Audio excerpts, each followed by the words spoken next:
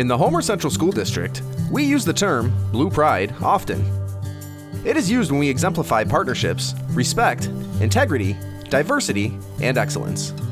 And that is exactly what our Homer football student-athletes have been taught for 41 years by head football coach Gary Podsiedlik. Coach P has announced his retirement after unwavering commitment to decades of hard work and excellence that has helped shape young men in Homer for nearly half a century. My parents, who did not graduate, said, "You need to find a profession you love."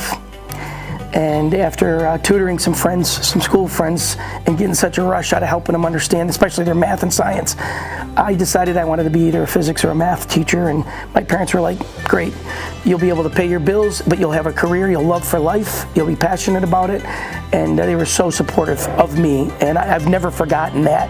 It's the greatest gift they could have given me. I became a math teacher. I got assigned, my first field experience was winter of early 1983. I student taught in the fall of '83, and it was all here in Homer. Didn't even know what Homer was. I was an Onondaga Central kid, grew up south side of the city, and I never left. My high school coach, my basketball and baseball coach, Al Belofsky, reached out to me and said, "I hear you're student teaching in Homer." And he knew Mr. Norris. Mike Norris was our head coach from 1954 to 1984. And I mean, I didn't know much about Homer, but I had heard that name. And my coach says, "I want to introduce you. Would you be interested in coaching while you're student teaching?" I said, "If they'll let me, yes." So he came down, and he was very kind to Coach Norris and said, this guy, if he decides he's doing something, he's going to do it. He's going to give his best effort, even if he makes mistakes. He's going to work his tail off for you. So Coach Norris looked at me and said, "If you can come here, start with us right in the middle of August before school starts, and be the best student teacher we've had in this school, maybe ever, and still give 25 to 30 hours to football a week, you're welcome to volunteer." So the rest was history.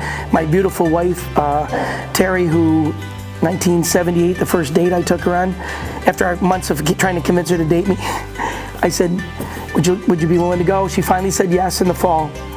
I said, "Would you mind going to the Marcellus High School football game? We're going to play Lafayette next week, and I want to scout them." And I didn't know if our coaches scouted.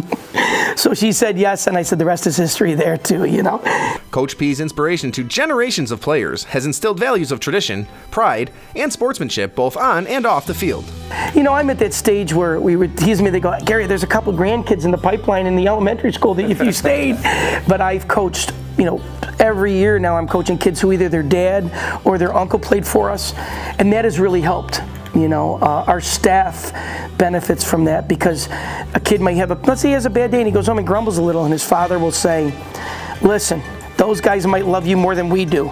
Shut up, go back to practice and work your tail off. They care about you. They're going to help you become a winner and a better man. Forget the football stuff." And that has really helped us the last 20 years. And I'm so thankful. I'm looking forward to the future. I'm going to certainly miss practice. I love practice. My coaches tease me. I'm going to miss game night. I'm going to miss the camaraderie in our Sunday night staff meetings. But I have such a list with 6 beautiful grandchildren under the age of 8 right now that all live near me. And I'm already doing a ton with them. I'm going to do way more. So I'm really looking forward to it, and I just am so thankful to have a fulfilling career like I had, where I truly love to come to work every day, to the point that people would harass me and say, "You drive me nuts, you love coming to work." I said, "I do love coming to work." So I couldn't have been more fortunate. Good things happened to me along the way, and I just truly have appreciated every bit of it.